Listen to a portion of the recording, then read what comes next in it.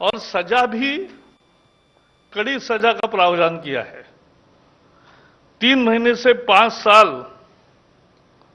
सजा हो सकती है अगर इन पर हमले हुए या कोई नुकसान किया, और 50,000 से 2 लाख रुपए तक का जुर्माना देना पड़ सकता है। 50,000 से 2 लाख रुपया केसेस के ग्रेविटी पर तय होता है। और अगर बहुत गंभीर हमला है, गंभीर इंजरी हुई है, तो 6 महीने से 7 साल तक सजा का प्रोविजन है, 6 मंथ टू 7 इयर्स। और ऐसे केसेस में जो जुर्माना है वो 1 लाख से 5 लाख तक है। तो भारी सजा भी होगी और भारी भरकम जुर्माना भी होगा। संदेश साफ है, डॉक्टर और आरोग्य कर्मियों पर हमले बर्दाश्त नहीं होंगे। केवल इतना ही नहीं, आज एक विशेष प्रोविजन भी की है अध्यादेश में कि समझो उनकी गाड़ी का नुकसान हुआ, उनकी क्लिनिक का नुकसान हुआ, तो जो भी उसकी कॉस्ट है, मार्केट वैल्यू, उसके 2 गुना जिसने हमला किया उनसे वसूला जाएगा। जो भी कोई हमले के लिए जिम्मेवार होंगे, उनसे जितना नुकसान हुआ है उसके मार्केट वैल्यू का 2 गुना ज्यादा ये उनसे भरपाई, कॉम्पेंसेशन के रूप में लिया जाएगा। वैसे अभी केंद्र के आईपीसी है, इंडियन पिनल कोड है, क्रिमिनल प्रोसीजर कोड है, नेशनल सिक्योरिटी एक्ट है, डिजास्टर मैनेजमेंट एक्ट है, और अनेक राज्यों के कानून भी है।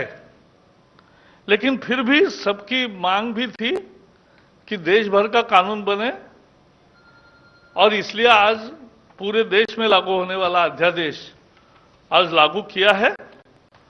डॉक्टर अब, क्योंकि कोविड का संकट ये गंभीर संकट है,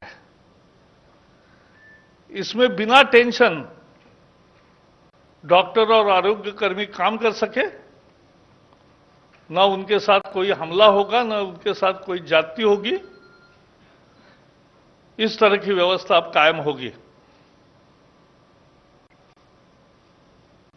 आपको पता है,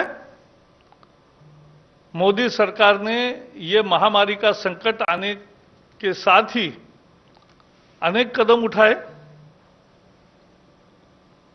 और सारे आरोग्य सेवा में लगे हुए सभी कर्मचारी, डॉक्टर से लेकर आशा वर्कर तक, नर्सेस से लेकर स्टाफ तक, पैरामेडिक्स तक से लेकर अन्य लोग भी, इन सबके लिए 50-50 लाख का इंश्योरेंस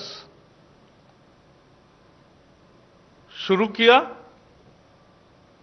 ताकि मद निश्चिंत होकर आदमी काम कर सके। और इसलिए ये इंश्योरेंस का काम किया। दूसरा एक बड़ा फैसला लिया कि आयुष्मान योजना के लाभार्थी, अभी समझो किसी को कोविड है तो वो कोविड हॉस्पिटल में जाते हैं, वो एम्पैनल्ड हॉस्पिटल के सूची में नहीं है, लेकिन फिर भी उसको ट्रीटमेंट भी मिलेगी और उसका खर्चा भी मिलेगा, उसको पैसे नहीं देने पड़ेंगे। आयुष्मान भारत के जो योजना के जो पीएम जय योजना के जो 50 करोड़ से ज्यादा लोग लाभार्थी है,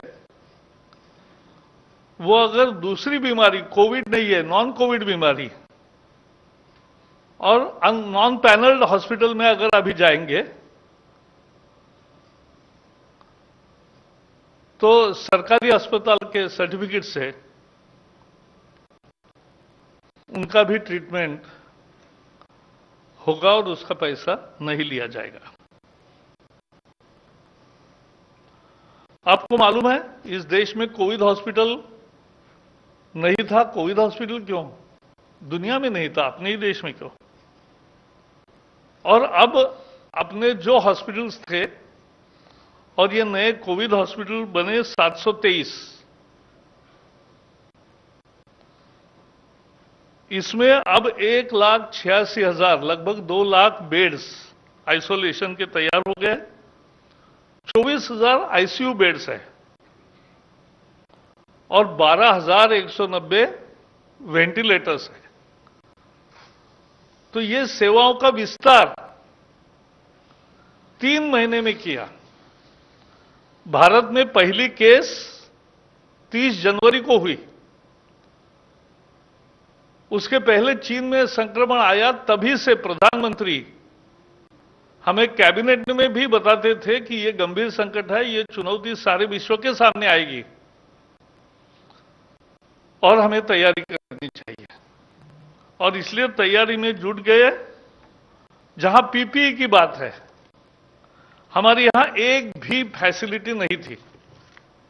आज 77 डोमेस्टिक मैन्युफैक्चरर्स हो गए और 1,88,00,000 इतनी इनको ऑर्डर दी है और रोज सामान आ रहा है। N95 मास्क जो डॉक्टरों को लगाने चाहिए, जो आरोग्य कर्मियों को लगाने चाहिए, जो कोविड के पेशेंट से ट्रीटमेंट का काम करते हैं, उनको लगाना चाहिए। इसके अभी 24-25 लाख है उपलब्धता और 2.5 करोड़ लगभग ऑर्डर दिया है। तो ये विस्तार है सेवाओं का। तो ये काम किया है और इसलिए मुझे लगता है कि पूरे आरोग्य कर्मियों के आरोग्य परिवार का ही पूरा ख्याल रखने का सरकार का मनोदय है और यही मनोदय आज के इस अध्यादेश से साबित हुआ है। Friends, today cabinet met under the chairmanship of Prime Minister Narendra Modi and approved promulgation of an ordinance to amend the Epidemic Diseases Act 1897 in the light of pandemic situation of COVID-19.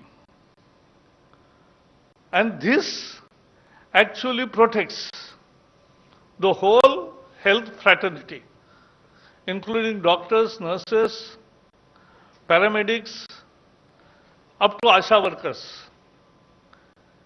Everybody get protected because what we have seen when they are doing a yeoman's job,